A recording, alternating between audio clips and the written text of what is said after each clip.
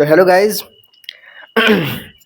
आइए 26 सितंबर को हुई प्रारंभ बैच हिस्ट्री की क्लास को रिवाइज करते हैं।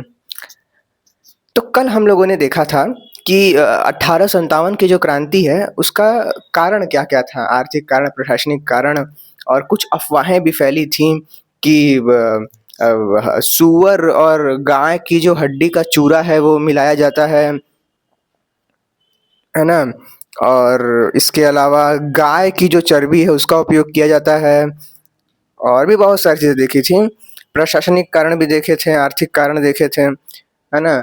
तो इस सब के अंतर्गत हम लोग कल इसके कारणों को देख लिए थे और आज हम लोगों को बताया जाता है कि विद्रोह का आरंभ किस प्रकार से हुआ था।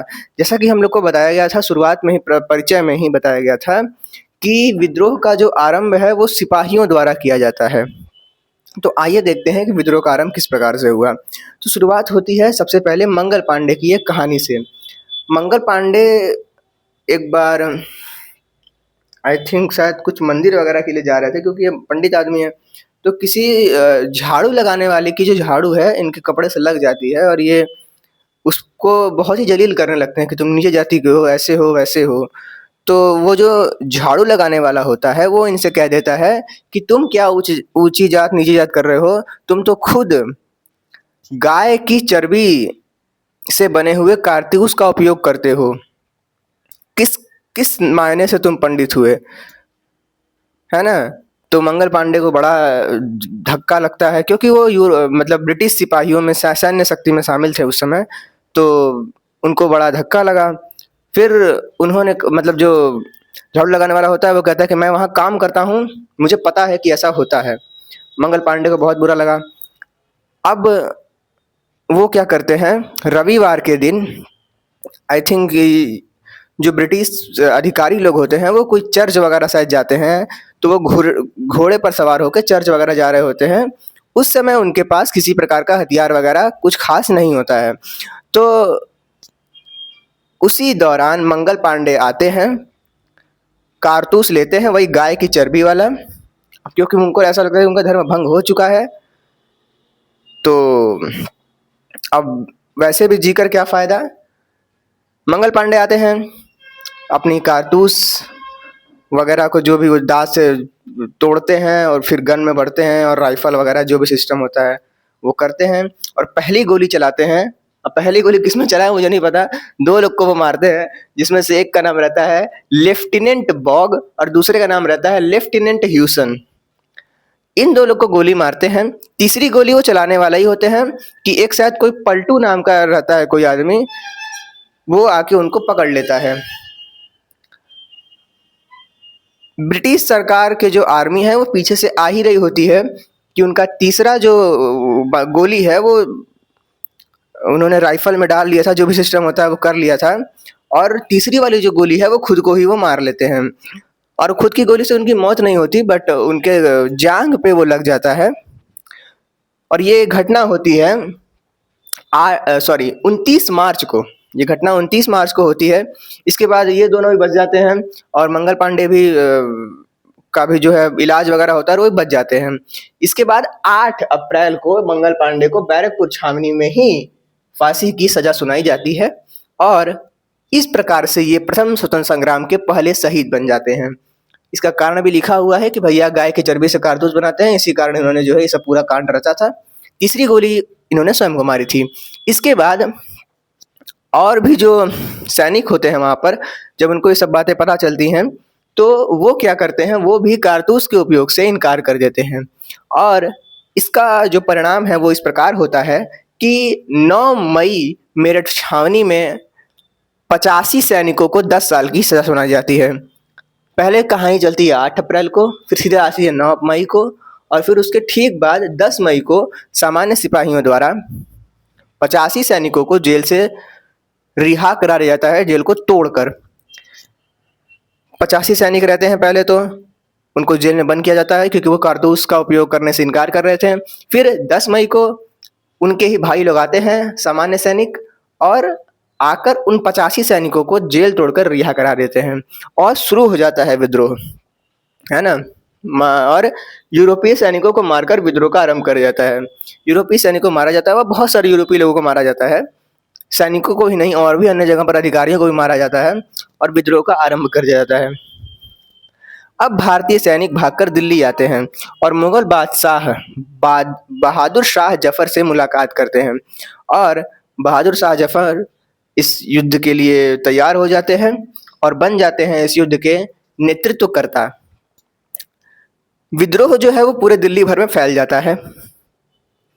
इसके बाद 4 जून तक विद्रोह लखनऊ, झांसी, कानपुर में भी फैल गया। किस प्रकार से फैला उसको हम लोग अब जानेंगे। हमने यहाँ पर लिखा है 4 जून तक विद्रोह जो है वो लखनऊ, झांसी, कानपुर में फैल गया। लखनऊ की बात यहाँ से अवध से की जा रही है, झांसी की बात मैंने यहाँ पर की है, कानपुर की बात यहाँ पर कराई गई है और इस प्रकार से ये 3 जगह को हम लोग देखने वाले हैं। तो आइए देखते हैं विद्रोह के प्रसार के बारे में विस्तृत से। तो विद्रोह मेरठ से आरंभ होकर दिल्ली पहुंचा। मुगल बादशाह बहादुर शाह जफर नेतृत्वकर्ता बने, परंतु ये केवल सांकेतिक नेतृत्वकर्ता थे, ये केवल सांकेतिक थे।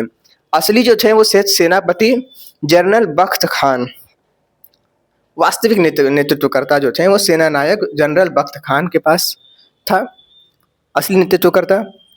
दिल्ली में टेलीग्राफ संचार नष्ट हो जाता है, जेल, डाकघर, राजकोष पर भी हमला होता है। कई यूरोपीय मारे गए और जल्द ही आम जन की भागीदारी भी इस विद्रोह में बढ़ जाती है। अब एक छोटा सा घोषणा कुछ है, इसको तो अब मैं क्या ही बोलूँ, बस देख लेता हूँ, कुछ खास नहीं है। आजमगढ़ घोषणा, मज़ा भी नहीं है इसको पढ़ने में, है ना। इस घोषणा में विद्रोह के उद्देश्यों व लक्ष्यों का विवरण दिया जाता है। इसमें हिंदू मुस्लिम की एकता के बारे में बात की जाती है, कारीगरों की बेहतर स्थिति का वायदा किया जाता है, व्यापारियों की समस्या का जिक्र होता है और जमींदारों की दुर्दशा का वर्णन होता है। हालांकि इस तरह क्वेश्चन पूछ सकता है, 4 ऑप्शन दे देगा और बोलेगा कि इसमें से कौन सा आजमगढ़ घोषणा का लक्ष्य नहीं था। तो ठीक है, इसके बाद आते हैं अवध पर।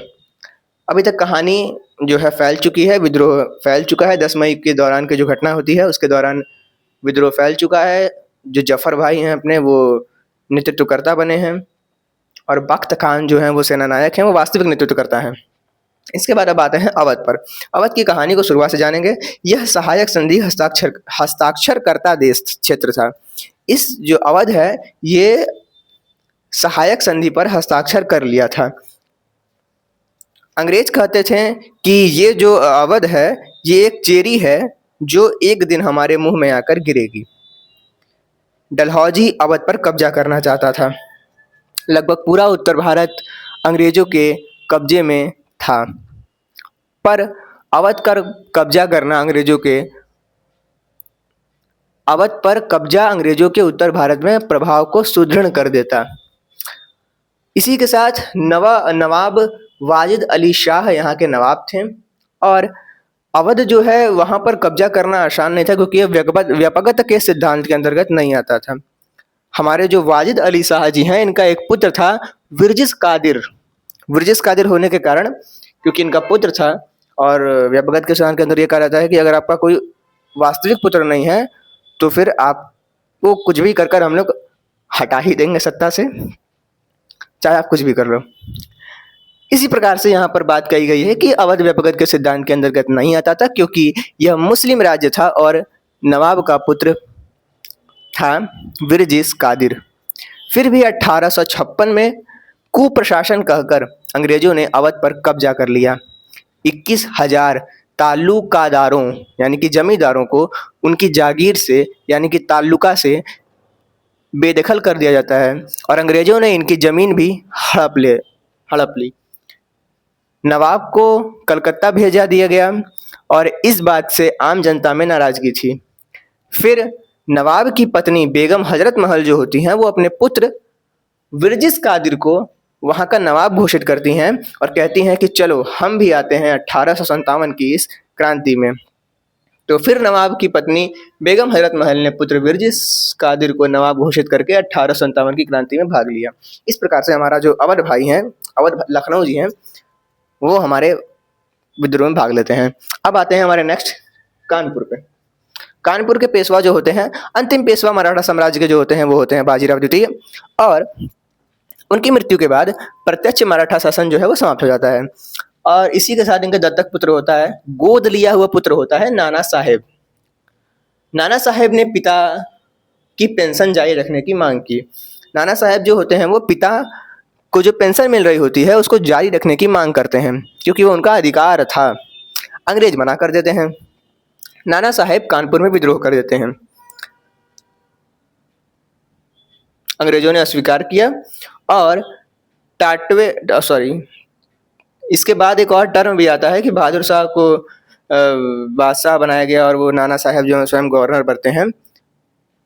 क्योंकि अंग्रेजों ने अस्वीकार कर दिया था उनका जो प्रस्ताव होता है कि हमें पेंशन चाहिए, पेंशन अंग्रेज नहीं देते हैं, तो अब नाना साहेब 1857 के दौरान कानपुर में अंग्रेजों के खिलाफ विद्रोह शुरू कर देते हैं।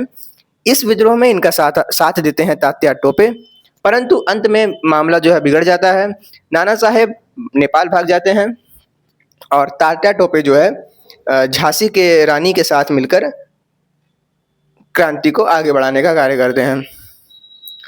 झांसी, लखनऊ, कानपुर हो गया, अब आते हैं झांसी पर। झांसी में हम लोग को ये बताया जाता है कि जो यहाँ के राजा होते हैं गंगाधर राव, उनकी जो पत्नी होती है उनका नाम होता है मणिकर्णिका। मणिकर्णिका को ही आगे चलकर रानी लक्ष्मीबाई बोला जाता है। और इनका कोई पुत्र नहीं होता है, तो ये दत्तक एक पुत्र गोद लेते हैं जिसका नाम होता है दामोदर राव। दत्तक पुत्र यानी कि गोद लिया हुआ पुत्र दामोदर राव। दामोदर राव आई थिंक 49 में उसका शायद जन्म हुआ रहता है और युद्ध के दौरान वो 6 साल का होता है। विद्रोह किया, तात्या टोपे ने रानी की सहायता की। रानी की युद्ध के दौरान मृत्यु हो जाती है, वो वीर गति को प्राप्त हो जाती हैं और इसी के साथ आई थिंक अंग्रेज प्रभावी रहते हैं। बिहार में भी एक घटना देखने को मिलती है। 80 साल के जमींदार कुंवर सिंह की जमीन हड़प ली जाती है और ये भी अंग्रेजों के खिलाफ संघर्ष करते हैं। आम जनता की बात की जाए तो आम जनता में भी 2 नेतृत्वकर्ता की बात की गई है, शाहमल और मौलवी अहमदुल्ला। शाहमल जो होते हैं वो यूपी के बड़ौत परगना में विद्रोह करते हैं। मौलवी अहमदुल्ला जो होते हैं वो फैजाबाद में विद्रोह करते हैं। इस प्रकार से आज हम लोग ने देखा कि किस प्रकार से कानपुर, झांसी और अवध में विद्रोह फैला। इसकी जो पृष्ठभूमि है इसको देखा, परिचय को देखा और हमने देखा कि विद्रोह किस प्रकार से शुरू हुआ। अब देखा जाए कि कल की क्लास में क्या होता है। चलिए मिलते हैं नेक्स्ट क्लास में।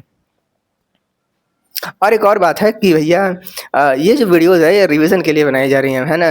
एक कमेंट आया था कि तुम टीचर मत बनो, है ना।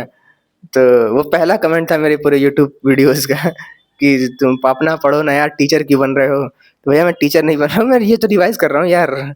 रिवाइज करने के बाद मुझे ही फायदा होता है कि मैं अपना ही वीडियो खुद ही देखता हूँ और मुझे खुद ही रिवीजन हो जाता है ना। बार बार कॉपी खोलो, ये खोलो। अब बस में कहीं बैठे हो, कुछ नहीं मन है तो अपना ही वीडियो देख लो, कान में ईयरफोन लगा के 2x पे करके अपना वीडियो देख लो, आपका रिवीजन हो जाएगा। तो ये रिवीजन के लिए वीडियो है, इसमें मेरा ही फायदा होने वाला है मुख्य तौर पर। तो अगर आपका ही कुछ फायदा हो जाता है तो बढ़िया बात है। हालांकि अभी तो 1 व्यूज, 2 व्यूज, 0 व्यूज आते हैं, तो कुछ खास नहीं है। बट ऐसा मतलब एक याद भी रहेगा कि यार प्रिपरेशन के दौरान मैंने वीडियोस बनाया। आगे चलकर जब बड़ा हो जाऊंगा तो इसको देखूंगा तो यार क्या यार इस समय क्या ही सिस्टम था। तो ऐसा कुछ नहीं कि मैं टीचर बनना चाहता हूँ या फिर हाँ, टीचिंग स्किल जरूर मेरी इंप्रूव हो जाएगी इसके बदले, बट टीचर बनना ये वो जन्म नहीं लिया कि टीचर बन गया, ऐसा एक कमेंट आया था। तो भैया यही कहना चाहूँगा कि मैं टीचर कहाँ बन रहा हूँ, मैं तो ये रिवीजन कर रहा हूँ। और ये प्रारंभ बैच में देवेंद्र सर के द्वारा पढ़ाया गया है, उसी को मैंने यहाँ पर लिख लिया। सर ने पढ़ाया, मैंने यहाँ पर नोट्स कॉपी में नहीं लिखा, मैंने यहाँ पर नोट्स लिख लिया और इसका वीडियो बना दिया। कौन सी बहुत बड़ी बात है भाई। चलो नेक्स्ट वीडियो मिलते हैं।